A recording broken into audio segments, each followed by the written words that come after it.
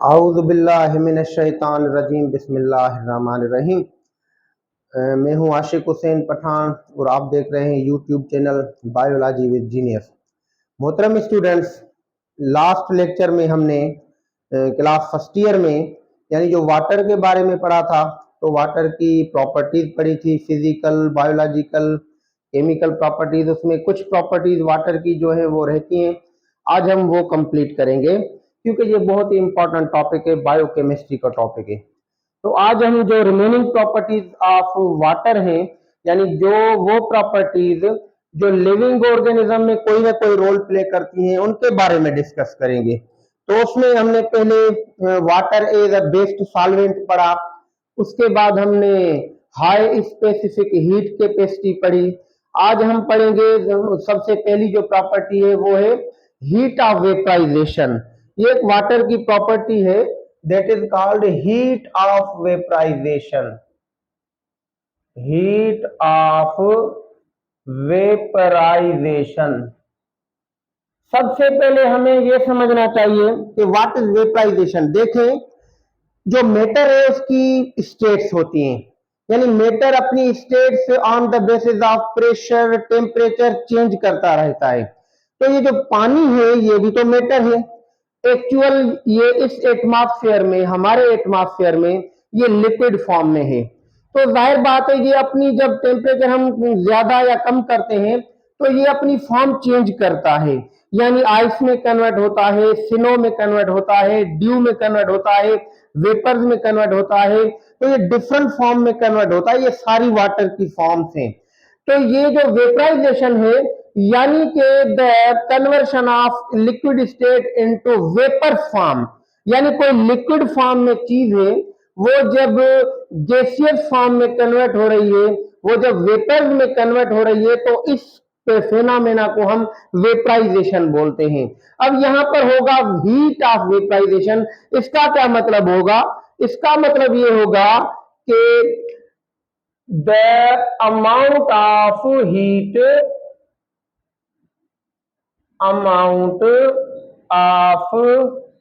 heat required for conversion of any substance from liquid state to vapor state। यानी कोई भी चीज जो लिक्विड स्टेट में है, लिक्विड फॉर्म में है, उसको हम कन्वर्ट करना चाहते हैं वेपर्स की फॉर्म में, गैसियस फॉर्म में। तो अब जाहिर बात है मैटर की कोई भी स्टेट हम चेंज करेंगे तो उसके लिए हमें एनर्जी चाहिए, उसके लिए हमें हीट चाहिए। तो ये जो अमाउंट ऑफ हीट, यानी हीट का अमाउंट, कितना amount that is required for the conversion of liquid state into vapour state. किसी भी चीज का, यानी कितना भी हम वो अमाउंट लें किसी भी सब्सटेंस का, उसको हम वेपर्स में कन्वर्ट करना चाहते हैं। अभी ये अलग बात है कि हम 5 ग्राम लेते हैं, 10 ग्राम लेते हैं, 1 kg लेते हैं, वो अलग बात है। ये जस्ट मैं डेफिनेशन बता रहा हूं कि लिक्विड फॉर्म से वेपर फॉर्म में कन्वर्ट करने के लिए हमें जो हीट चाहिए that is called heat of vaporisation. अब हम बात करते हैं वाटर पर कि वाटर को कितने ग्राम्स को हमें कन्वर्ट करने के लिए कितनी हीट चाहिए। तो मैं आपको बता दूं, यानी पानी अगर हमारे पास होगा, if we have 1 kg water, 1 kg water यानी 1000 gram, 1 kg kilo, kilogram means 1000 gram. अगर हमारे पास 1 kg वाटर है और वो जो वाटर है that is in the form of liquid state, यानी लिक्विड स्टेट में है। अभी हम चाहते हैं कि यही जो 1 kg वाटर है हम इसको गैसियस फॉर्म में कन्वर्ट करें, वेपर में कन्वर्ट करें, यानी वेपराइज करें। तो यही लिक्विड 1 kg वाटर जो अभी यानी गैस में कन्वर्ट हो जाएगा, यानी वेपर्स में। तो ये अभी यानी वेपराइज जब होगा तो इसके लिए हमें कितनी हीट चाहिए? 574 किलो कैलोरीज, यानी पानी का अगर 1 kg है हमारे पास, 1 किलो पानी है, तो अगर हम उसको वेपराइज करना चाहते हैं तो हमें 574 किलो कैलोरीज चाहिए। 574 किलो कैलोरीज यानी 574 किलो कैलोरीज। ये मैंने किलो कैलोरीज लिखे हैं, कैलोरीज नहीं लिखे। यानी 1 किलो कैलोरी में 1000 किलो कैलोरी आते हैं। तो इतनी हीट चाहिए ये लिक्विड स्टेट को वेपराइज करने के लिए। पानी के लिए यही फार्मूला है। दूसरी बात मैं आपको बता दूं, अगर हमारे पास 1 kg या 1 लीटर पानी है, 1 लीटर वाटर, वी है 1 लीटर वाटर, अगर हम चाहते हैं कि इसका जो टेम्परेचर है, सपोज मैं यानी बात कर रहा हूं कि सपोज इसका टेम्परेचर 16 डिग्री सेंटीग्रेड है।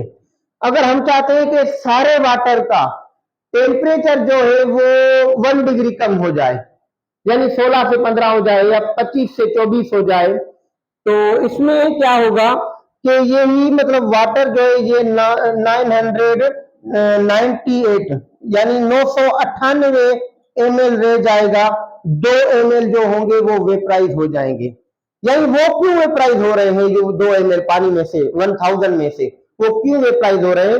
यानी इन सारे पानी की जो एनर्जी है, यानी जो एनर्जी है वो वाटर के मॉलिक्यूल के बीच में जो हाइड्रोजन बॉन्ड है उनको ब्रेक कर रही है। तो जब ब्रेक कर रही है तो उसमें से यानी इतने मॉलिक्यूल जो मिलकर 2 ml बनाते हैं वो सारे एवापोरेट हो रहे हैं।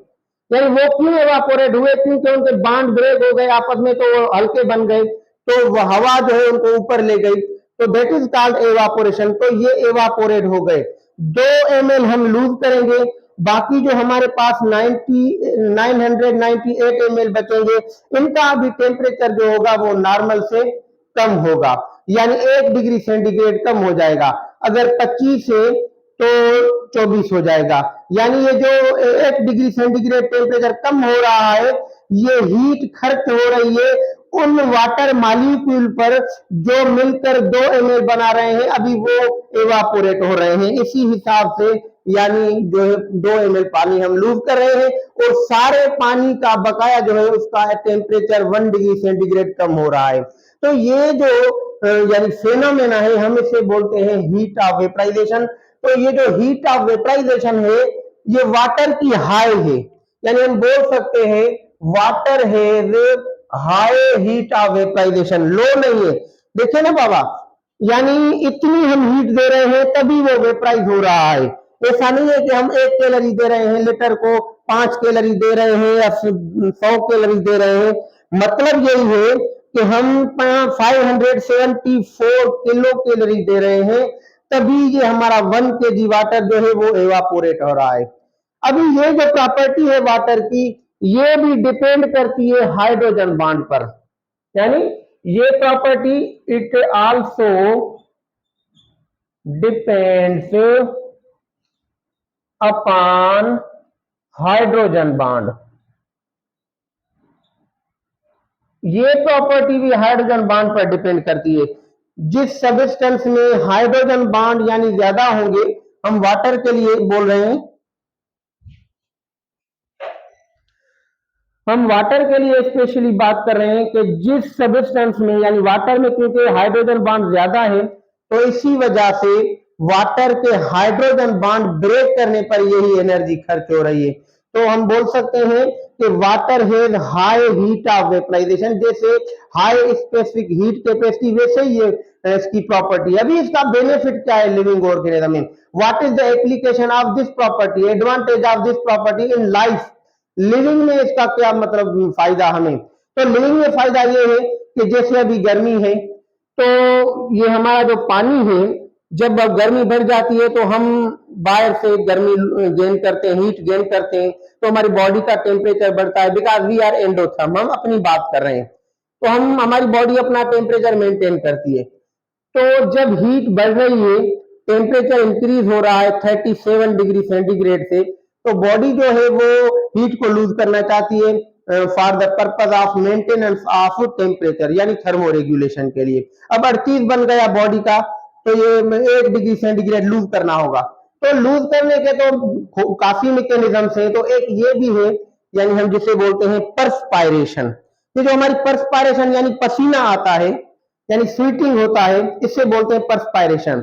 तो अभी ये स्वीट ग्लैंड्स जो है ये पानी को लूज करेंगे, ये यानी स्वीट पैदा करेंगे, तो ये जो पानी होगा एवापोरेट होगा, इसमें अभी यानी कुछ हीट भी लूज हो जाएगी। तो ये अगर हाई हीट ऑफ वेपराइजेशन इसकी प्रॉपर्टी नहीं होती, अगर हम ये बोले कि लो हीट ऑफ वेपराइजेशन, तो इसमें ये होता कि ज्यादा पानी लूज हो जाता, हमारी बॉडी का थोड़ी हीट चली जाती।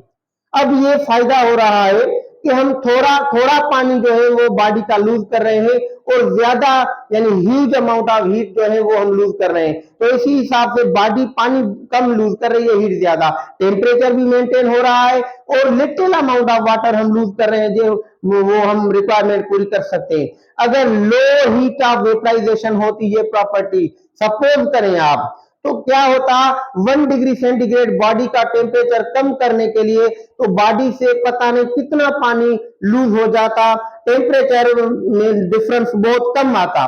तो इसी प्रॉपर्टी यानी हाई हीट ऑफ वेपराइजेशन की वजह से ज्यादा हीट लूज कर रहे हैं, टेम्परेचर मेंटेन करने के लिए पानी बहुत कम लूज करने। तो this is the importance of this property. तो ये आप समझ गए कि पानी की ये प्रॉपर्टी यानी क्या करती है। तो अभी हम इंशाल्लाह नेक्स्ट लेक्चर में जो वाटर की दूसरी प्रॉपर्टी है, वाटर इज एम्फोटेरिक मॉलिक्यूल, उस पर डिस्कस करेंगे। तब तक अल्लाह हाफिज।